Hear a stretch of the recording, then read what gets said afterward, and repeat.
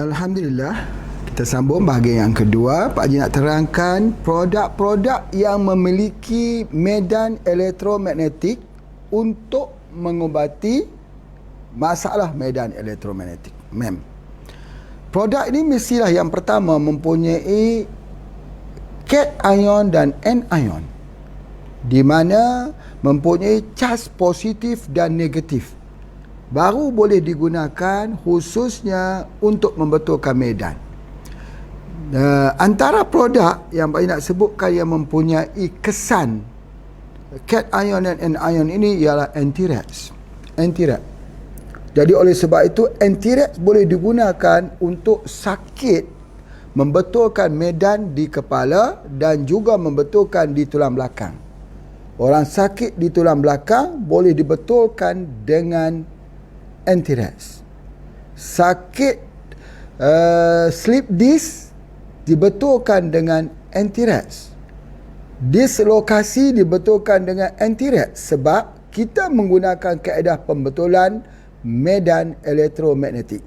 Kalau medan sudah betul, maka tempat kedudukan dan masalah slip disc akan betul.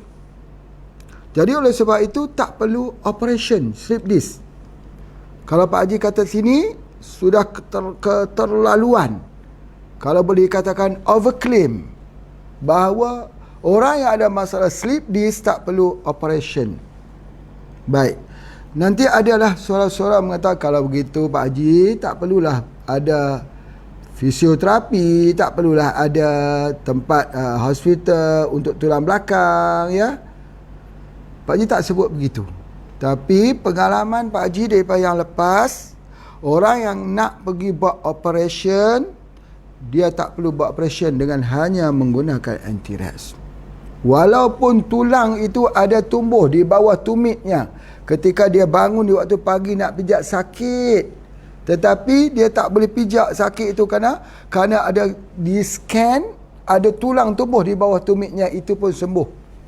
Tetapi dengar fatwa, cara yang Pak Haji nak bagi tahu bagaimana dia kena ambil, dia membetulkan medan ini kena ada dua. Yang pertama, dia mesti betul anti-rats dan madu.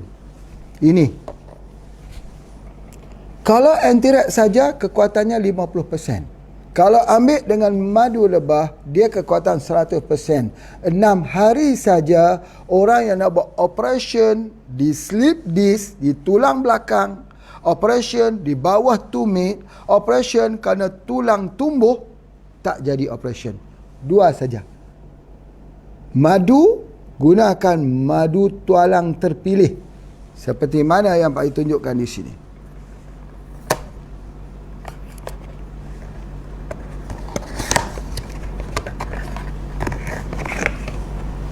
Ini dia, menggunakan madu tualang terpilih. Ya, yang mana kita seal betul-betul dan warnanya hitam. Dan ini. Dua ini. Ya, mari kita perbandingkan operation slip disc dengan hanya menggunakan dua ni saja. Bapak Ibu sekalian, jangan berteka-teka, jangan membuat andaian yang buruk terhadap Pak Haji. Cuba dulu. Berikan satu orang, carikan satu orang yang ada masalah slip disc, dapatkan dua bahan ini, coba. Bismillah, dengan izin Allah sembuh. La yughadiru saqama, hilang dengan tidak meninggalkan kesan. Subhanallah.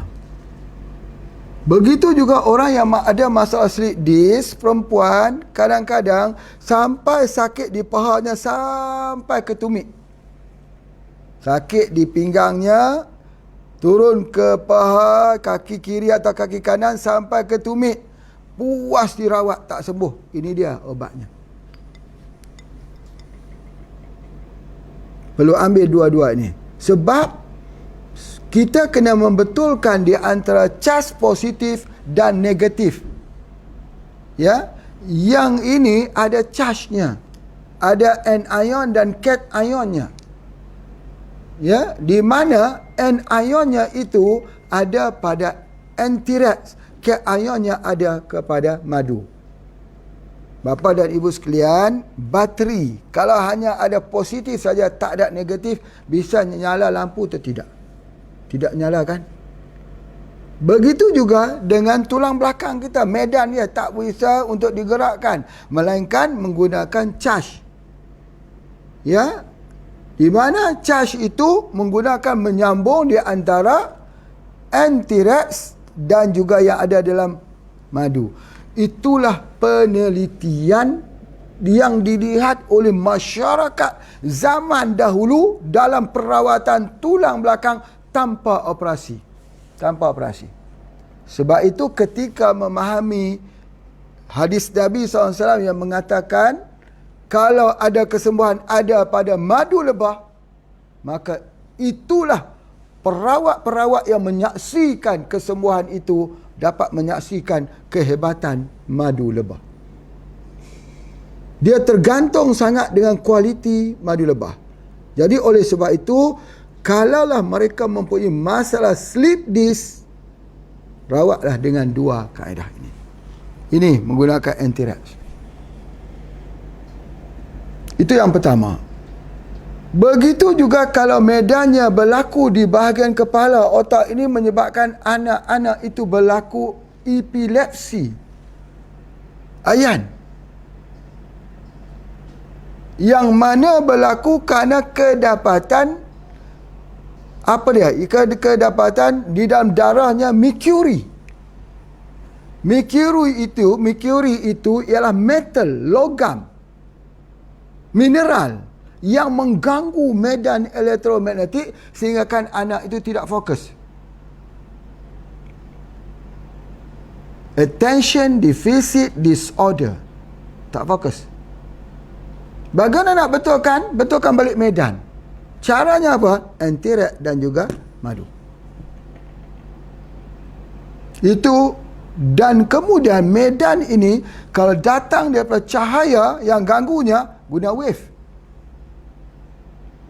Wave. Gelombang. Dalam madu ada gelombang. Dalam anti-rex ada gelombang. Dalam wave ada gelombang. Itu. Dan satu lagi iaitu menggunakan apa yang disebut sebagai deep sea. Deep sea. Kenapa deep sea ini mempunyai gelombang? Kerana dia menggunakan garam. Garam itu mempunyai charge negatif. Bukan charge yang menyebabkan tubuh badan kita jadi negatif. Bukan. Charge negatif ini, charge yang telah hilang di dalam alam persekitaran kita, yang boleh menyebabkan tubuh badan kita itu menjadi sihat, maka ada di dalam deep sea. Jadi deep sea ini digunakan, salah satunya gangguan medan. Orang tak dapat melahirkan anak, gangguan medan. Maka gangguan medan itu dirawat dengan menggunakan deep sea. Suami isterinya pun ambil pada setiap malam 2, pada siangnya 2, suami pun malam 2, paginya juga 2, sama. Suami dan isteri ambil, insya-Allah medan itu dibetulkan. Dapat hamil semula. Banyak testimoni kita yang berlaku. Kerana berlakunya infertility tidak subur ini kerana gangguan medan elektromagnetik seperti Pak Haji sebutkan tadi, mengganggu masalah hormon dan saraf. Itu medan. Seterusnya boleh juga kita menggunakan, ini dia. Pak Haji sebutkan balik, kita gunakan wave, kita gunakan madu, kita gunakan anti-rex dan kita gunakan deep sea. Ini dia. Ada 4 produk yang Pak Haji keluarkan di sini khusus untuk pembetulan medan elektromagnetik. Jadi oleh sebab itu maka kita boleh menggunakannya dengan begitu baik. Baik. Kalau nak kita perbincangkan gangguan medan elektromagnetik ini, kerana di setiap disk ataupun di setiap slip disk, tulang belakang ruas yang itu, dia pergi ke organ tertentu. ada ruas tulang yang pergi ke mata, yang efek kepada saraf mata. Ada ruas tulang yang akan efek kepada jantung. Di tengah tulang belakang tadi terdapat saraf tunjang. Saraf tunjang inilah yang mengawalnya.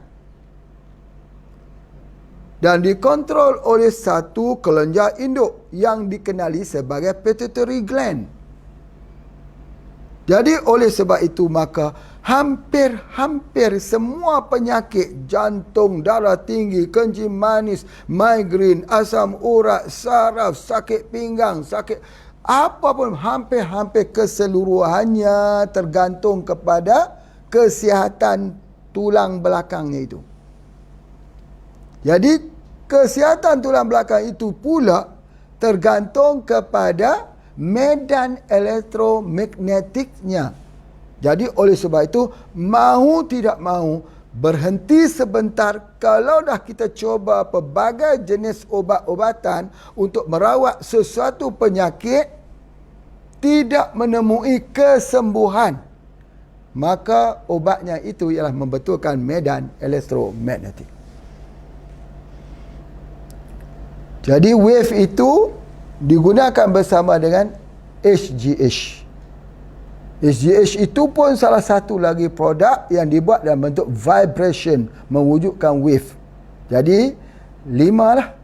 HGH, wave, dan juga ini Deep Sea, Anti-Rex dan juga madu. Daripada 5 inilah kita mula untuk memberikan perawatan menggunakan konsep pembetulan medan elektromagnetik. Bagaimana kita nak tahu kata ada gangguan medan? Gangguan tidur, mimpi yang buruk, mimpi yang aneh-aneh, mimpi yang tidak menggembirakan, mimpi ketika tersedar sakit seluruh tubuh badannya itu. Bukankah ciri-ciri mimpi itu mimpi dari syaitan? Di sini Pak Haji ingin membuat ulasan sedikit.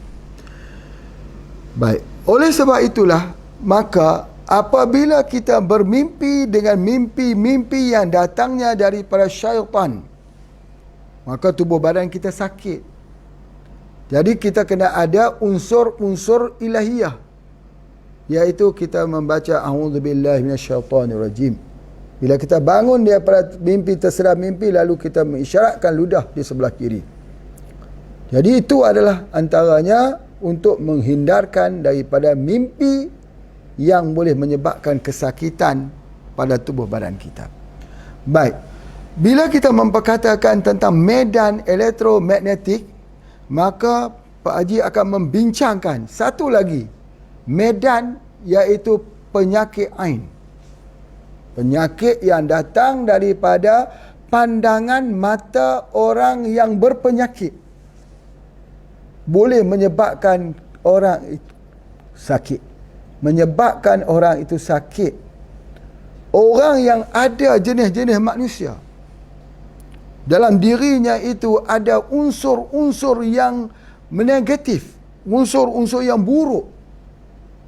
Bila dia melihat seseorang itu, dia mendatangkan kesan buruk kepada orang yang dilihatnya.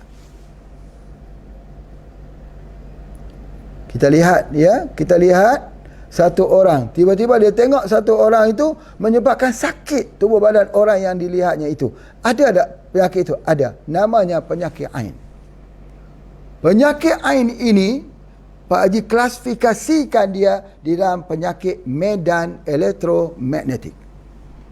Medan, iaitu satu kekuatan yang dihasilkan daripada pandangan mata.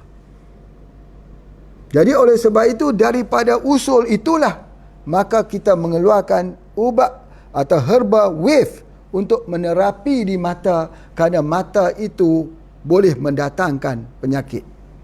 Bukan berartinya kita nak suruh orang kena penyakit ain tu titis dengan wave, bukan. Pak Haji mengambil kesimpulan itu dulu. Jadi kalau begitu, ketika seseorang itu memandang seseorang, dirinya ada keburukan, Bapak Ibu sekalian, begini untuk kita faham tentang medan dan juga penyakit ain ini. Pernah tak kita jumpa dengan seseorang yang kita tak kenali dia? Kita rasa seperti apa ketika kita jumpa? Pertama, kita senang dengannya, tapi kita belum pernah bertemu dengannya. Senang sekali. Kalau kita jumpa dia, ya Allah, seperti luruh semua permasalahan hidup kita. Gembira kita. Ada harapan kehidupan kita. Orang yang kedua yang kita jumpa, kalau kita jumpa dengan dia, kita jadi makin susah. Kita jadi semakin tidak keruan, semakin galau. Kalau kita jumpa dengan dia, kita jadi semakin, ya Allah, kita ingin melarikan diri padanya. Tak mau ketemu sebab tak gembira. Begitulah juga manusia ini memiliki pandangan mata. Ada manusia yang mempunyai pandangan mata. Pandangan mata itu mendatangkan kejahatan dan mendatangkan penyakit. Ada. Sama seperti seekor ular yang memandang musuhnya. Ketika ular itu merenung dengan matanya, musuhnya itu, mangsanya itu melihat mata ular, lalu jatuh dan jadi pingsan. Sebab apa? Dia mempunyai pandangan mata, iaitu penyakit ain. Jadi oleh sebab itu, maka kalau kita bertemu dengan orang-orang yang begini, maka dia mengakibatkan selalu berlakunya fitnah. Fitnah yang berlaku mengatakan bahawa, ya, aku ketika berjumpa dengan dia menyebabkan aku sakit. Ya, memang betul sakit. Sebab dia ada penyakit ain. Kita akan kata dia ni sudah tentu membela. Membela. Bahasa kita membela dalam tanda kutip. Bela apa tu? Bela jin. Bela jin. Benarkah orang yang ada penyakit ain itu bela jin? Tak betul. Tak betul. Sahabat Nabi pun ada di kalangannya yang melihat sahabatnya jatuh pingsan. Dalam kitab ada diceritakan ketika mata itu boleh jadi penyakit ain itu kerana takjub. Bukan sebab ada ilmu sihir. Dia tengok orang tu cantik, elok, lalu dia mengucapkan kecantikan tersebut. Dia kata, eloknya Allah ciptakan tubuh badan kamu ini. Sakit orang tu. Mata yang takjub.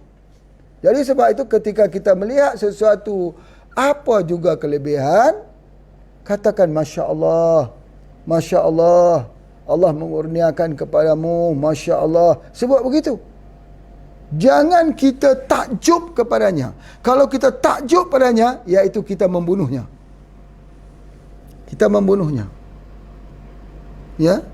Bila kita lihat satu kebolehan, satu keistimewaan pada seorang saudara-saudara kita, jangan kita takjub, jangan kita mengangkat dia, jangan kita tengok dia dengan rasa apa? Rasa teruja, rasa tinggi, rasa Masya Allah hebat, rasa terlalu hebat, rasa terlalu hebat. Jadi ketika kita melihat seseorang itu, kita melihat dengan pandangan Masya Allah, apa yang Allah dikurniakan kepada kamu. Misal kata kita lihatlah, kalau kita hidup di zaman Nabi Sulaiman alaihissalam, ketika Sulaiman boleh memerintahkan angin, kita melihat Masya Allah, Masya Allah. Ketika Nabi Sulaiman boleh memerintahkan jin Ifrit, Masya Allah. Ketika Nabi SAW bertanya siapa yang dapat memindahkan istana Puteri Balqis daripada Sabak, lembah Sabak di Yaman, dipindahkan ke Palestin, di Ifrit bangga, aku dapat memindahkan. Lalu diberi time frame. Time frame ni penting. Nak tunjukkan kekuatan dia, time frame penting. Apa? Aku dapat memindahkan istana Puteri Balqis daripada Yaman ke hadapanmu di Palestin masa itu, sebelum engkau berdiri daripada tempat duduk engkau. Jadi sebelum engkau berubah tempat duduk engkau, aku sudah boleh memindahkan. Kata jin Ifrit. Dia bagi time frame dia sebelum berdiri. Siap. Aku boleh pindahkan. Kemudian bangun seorang manusia, bukan daripada bangsa jin. Dia mengatakan, wahai Nabi Sulaiman alaihissalam, aku dapat memindahkan lebih cepat daripada Ifrit dengan kelipan mata di antara dua kelipan matamu. Subhanallah. Dia bangun bukan untuk menyombong diri. Dia bangun bukan untuk seperti Ifrit menyombong diri. Dia bangun untuk menyatakan bahawa Allah memberikan keistimewaan pada manusia itu lebih tinggi daripada yang diberikan kepada seorang jin, seekor jin. Jadi itu menunjukkan bahawa manusia ini mempunyai kekuatan yang luar biasa sejak daripada zaman Sulaiman alaihissalam lagi. Baik, apakah Nabi Sulaiman takjub? Apakah pengikut-pengikut Nabi Sulaiman takjub? Masya Allah. Begitu. Nabi Sulaiman memutuskan dengan satu rumusan yang paling besar. Hadza min fadli Rabbi. Inilah dia kurniaan Allah daripada kurniaan Tuhanku. Kelebihan yang Allah kurniaan Tuhanku. Nabi Sulaiman bawa terus kita semua, jangan kena penyakit ain. Lihat terus kepada Allah. Inilah dia kelebihan dari Tuhanku. Begitu. Jadi begitu juga ketika kita melihat seorang anak kecil. Anak itu kita lihat ya dengan diciptakan Allah, cantik dengan kulitnya putih dengan Allah. Kita tengok itu membuat hati kita dibuai-buai kecantikan. Anak kecil, bayi yang baru dilahirkan. Jika Malaysia dipanggil anak yang cantik, kalau di Indonesia anak yang apa? Anak yang lucu. Anak yang lucu. Anak yang lucu. Allah, minta maaf lah. Ya, kalau lelaki dipanggil ganteng. Kalau di Malaysia, lelaki itu pun cantik juga. Orang Malaysia kata, cantik tu untuk perempuan. Mana ada lelaki cantik, lelaki itu ganteng. Ya sama lah. Anak pun macam tu juga, lucu. Ini kalau lucu tu apa? Anak yang lucu tu anak yang membuatkan orang ketawa. Itu lucu. Jadi okey, baik. Apa yang Pak nak sebut ni, ketika kita lihat anak tersebut, jangan cantiknya, lucunya anak ini, cantiknya anak ini, jangan sebut begitu. Nanti kena ain. Masya Allah, Masya Allah, Masya Allah. Begitu. Jadi bukan mestinya mata itu mata orang yang mengamalkan ilmu hitam, ilmu mistik. Baik, itu yang pertama. Yang kedua, mata yang ada ain ini mata yang hasil daripada amalan-amalan yang tak betul. Amalan-amalan yang tak betul itu yang diamal, mentera-mentera, jampi-jampi, maka wujudlah mata ain itu, mata itu yang membawa penyakit ain kepada seseorang. Sebab itu bila kita beramal yang sesuatu itu, ikhlaskan diri kita kepada Allah. Ya, kita mempunyai keikhlasan yang tinggi, kata Sunan Kalijaga. Kamu hendaklah memiliki tingkat pendidikan dinullah, pendidikan agama peringkat tinggi, dengan memiliki keikhlasan yang tinggi, umpama menanam tak mengharapkan panen. Ikhlas tu. Ikhlas. Aku hanya menjadi seorang abdi saja, beribadat, Allah yang berikan. Aku tak tuntut apa-apa, melainkan tuntut redha Allah sahaja. Begitu. Jadi kalau orang itu ada amalan-amalan yang ada pada dirinya yang menyebabkan adanya mata tersebut. Ketiga, mata yang menjadi penyakit ini mata yang ada hasad dengki. Hasad dengki. Dalam hadis Nabi SAW itu disebut ada 5 perkara yang kita kena ingat. Pertama, orang-orang kafir yang memeranginya. Yang kedua, orang-orang munafik yang membencinya. Yang ketiga, orang-orang Islam, orang-orang yang Islam yang hasad kepadanya. Yang keempat ialah nafsu yang mengajaknya kepada kejahatan. Yang kelima syaitan yang mengajak kepada kesesatan. Jadi ada 5 perkara ni. 5 elemen ini. Salah satunya ialah orang yang hasad dengki. Dia tengok saudaranya itu gembira, dia sakit hati. Dia mahu kegembiraan saudara itu terhenti, lalu berpindah kepadanya, dan saudaranya itu berada dalam keadaan susah. Tak betul hati ini. Kita ini walaupun kita tak capai, tapi saudara kita capai, kita tetap bersyukur. Kalau Allah beri, kita bersyukur. Kalau Allah tak beri pun, kita syukur. Nak bersihkan hati begitu. Lihat saudara kita ketawa, kita turut ketawa dari jauh. Lihat saudara kita itu ada dapat zuriat keturunan anak. Kita ni tak dapat anak lagi, dah kahwin. Misal contoh begitu. Tapi kita tetap bersyukur. Ya Allah, berikanlah kegembiraan pada keluarga tersebut. Dengan kurniaan anaknya itu, berikan kebahagiaan untuk mereka, ya Allah. Itu dia. Sebab apa? Sebab dia tidak mementingkan diri sendiri. Hidup kalau hanya untuk mementingkan diri sendiri, mudah. Tapi kalau hidup untuk merangkul semua manusia, itu yang susah. Dan itulah kerja para nabi. Jadi oleh sebab itu, maka mata yang ketiga ini ada hasad dengki. Bila dia tengok, dia boleh mendatangkan. Jadi dia mempunyai pengaruh kepada tubuh badan kita ini. Sakit. Tak tahu kenapa sakit. Jadi pengaruhnya ini, maka Nabi SAW mengikut sunnah Nabi SAW akan meruqyahkannya dengan membaca suratul Fatihah, suratul Al-Falaq dan suratul An-Nas. Dan para sahabat menyatakan, sesudah turunnya surah Al-Falaq dan An-Nas, kami tidak meruqyahkan lagi melainkan dengan hanya menggunakan surah ini.